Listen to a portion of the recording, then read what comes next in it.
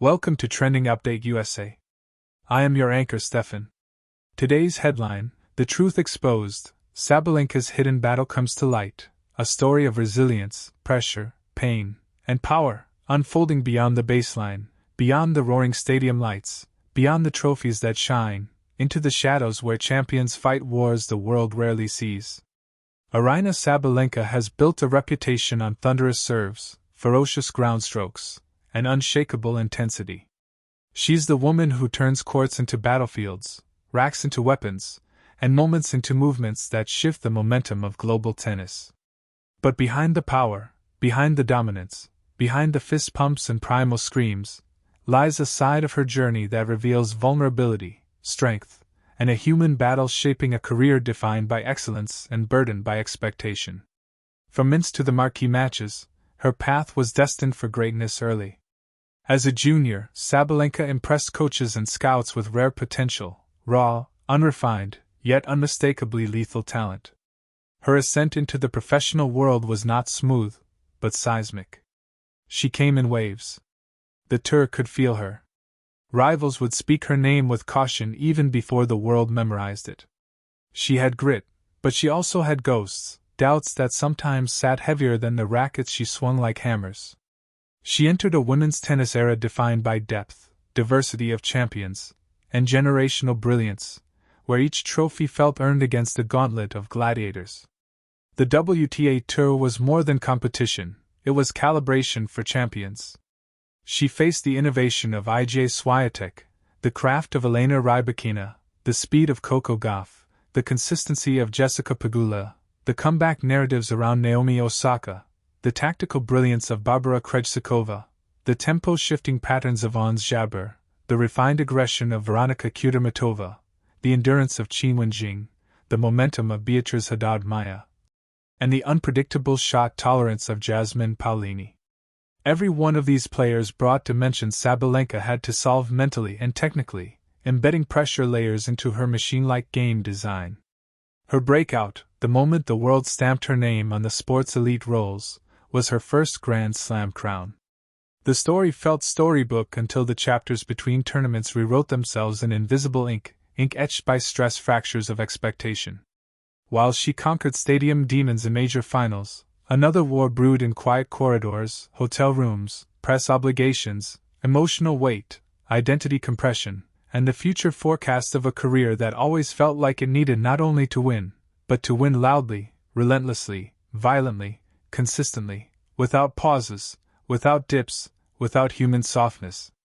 The 2023 and 2024 cycles were career peaks laden with personal valleys. In press conferences, she would sometimes hint vaguely, coded, distant, a flicker of fatigue between her answers, but nothing the microphones could decode fully. Social media, pundits, fans, and analysts saw dominance, but few detected distress beneath it. She trained harder than most, but rest felt like a guilty indulgence in a career paced like a bullet train. Nerves sometimes hijacked her rhythm. You could see this most violently during her serving slumps. There were periods she couldn't recognize her own serve, double faults speckling scoreboards like scattered glass. Not from lack of mechanics, but from overflow of thoughts. Champions often say tennis is 90% mental. For Sabalenka, some weeks it felt 200% mental. Her serve unravel had nothing to do with physics, but pressure arithmetic. Analysts went back to clips. Coaches went back to foot positioning. But the real culprit was not stance, but storm. A storm with no radar. A storm of what-ifs that can drown out even the loudest athletes.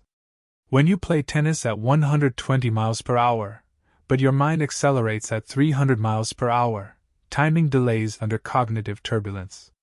Sabalenka revealed later in a rare candid moment that meditation had become necessity, not luxury. That breathing coaches were as important now as hitting coaches. That mental recalibration had entered her routine next to agility ladders, resistance bands, and ball feeds. That sleep sometimes escaped her, chased off by headline echoes she felt she had to author herself every match day. There was scrutiny over her emotional expressions. Some fans love intensity. Others misread it externally. But intensity is armor, and armor is worn for protection. Armor is heavy. Armor chafes. Armor conceals. Armor suggests war readiness but not war fatigue. Sabalenka's intensity was her advantage and her exposing burden. When she came to tournaments not with the intention of intimidation, but simply survival, her external persona still demanded a spectacle of ferocity the image had trained the world to expect. There is loneliness in a brand that is louder than your private voice. Her endorsement world magnified everything. Tennis is sport, entertainment, but also economy. Sabalenka has been linked with global brands including the swoosh empire of Nike. But the pressure around marketability often magnifies athlete visibility while shrinking emotional privacy. Marketing departments want narratives without cracks. But humans crack to grow stronger. The world saw her as a blockbuster hero. But heroes often carry unbudgeted emotional debt. Her hidden battle involved injury, not the surgery kind alone, but the silent inflammation of pressure. There were genuine physical injuries too. Knee issues, back tightness, muscular shock from high-load seasons, recovery windows shrinking under compact global scheduling, courts changing continents faster than bodies change adaptation cycles. There were moments she played through pain, not because it was safe, but because the narrative demanded she was always on offense, never recovering, never limping, never less than 100% in mythic form. The 2025 season brought another arena of pressure, the high-stakes courts of Riyadh for the season finale. The WTA Finals returned in a new city with colossal energy. The desert lights in Riyadh symbolized oasis of achievement, but also mirage of perfection. Sabalenka arrived there not only as competitor but symbol. Yet symbolism can eclipse self-awareness. The bubble of round-robin qualification, semi-final doors, ranking implications, sponsorship exposure, and global attention form an arena of emotional density. When you already play with a freight train game, mental freight trains threaten collision courses if not rerouted carefully. Comparisons to Coco Gauff surged again after their head-to-head sequences captivated the sport.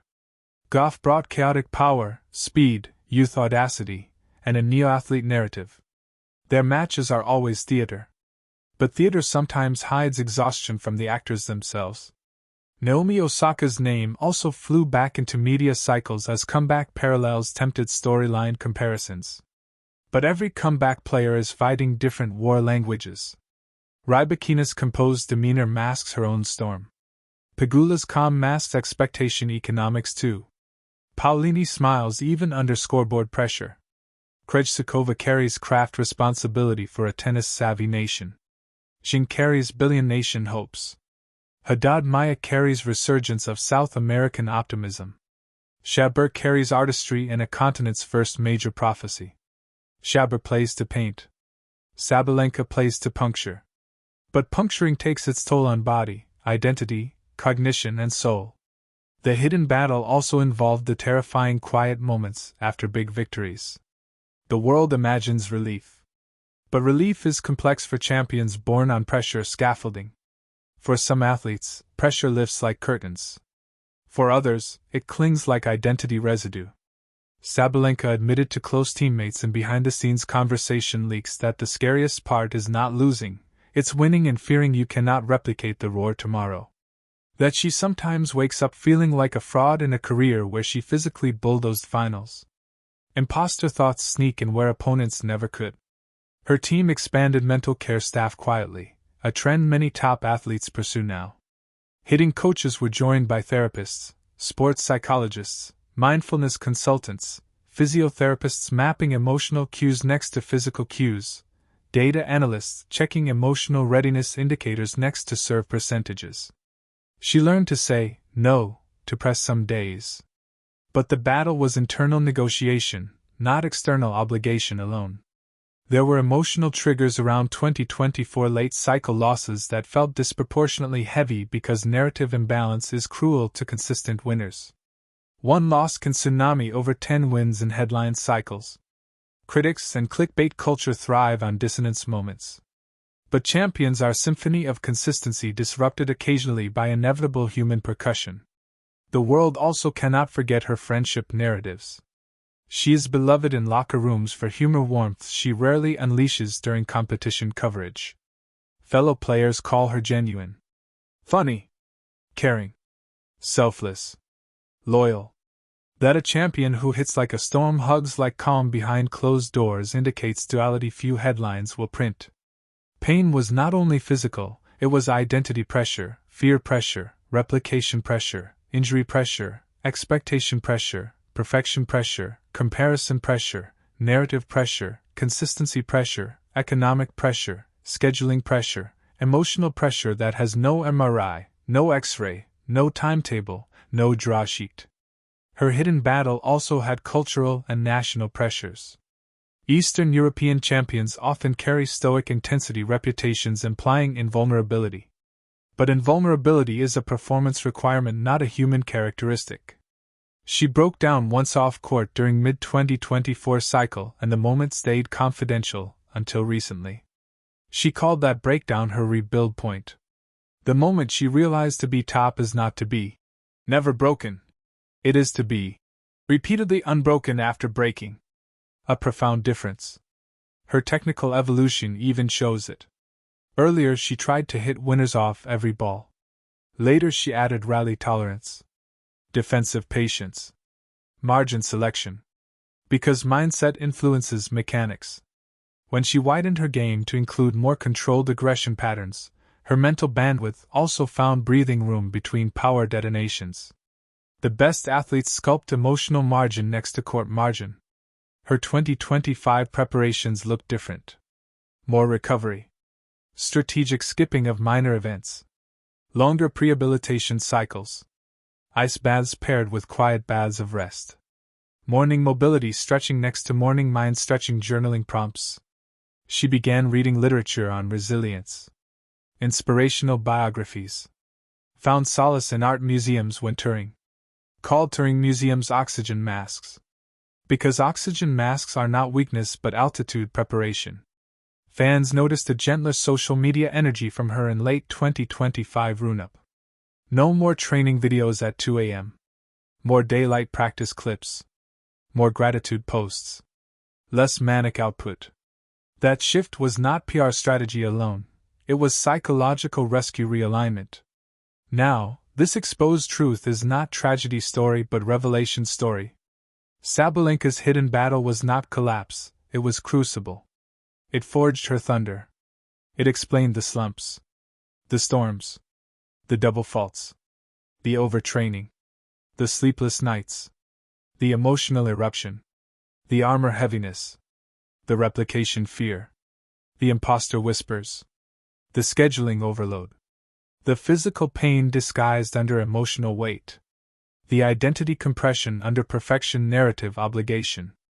But now it also explains her recalibration, her resilience, her softer edges strengthening her sharper ones, her mental staff expansion, her strategic recovery seasons, her new press boundaries, her meditation necessity, her breathing coaches, her journaling, her rally tolerance expanding her bandwidth, her gratitude replacing guilt around rest, her museums replacing midnight training, her daylight replacing overdarkness, her truth replacing concealment. Because real champions are not the ones who never fight hidden battles.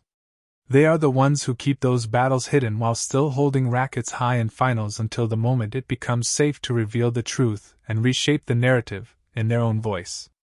Aryna Sabalenka's hidden battle coming to light is not demise confirmation, it is dominance explanation. An explanation often empowers emancipation. The tennis world evolves as sport with emotional infrastructure now. More top 20 players reveal therapy routines these days. The conversation around mental health in tennis, especially among power-dominant athletes, is no longer taboo. It is evolution of the sport's operating system. Sabalenka's revelation fits into a broader movement rewriting what strength looks like for women's tennis titans. We will continue tracking her 2025 season in Riyadh and beyond. Because the story now is not only about power tennis. It is about power human. And power human lasts longer than serve slumps or trophy pressure when recalibrated with care.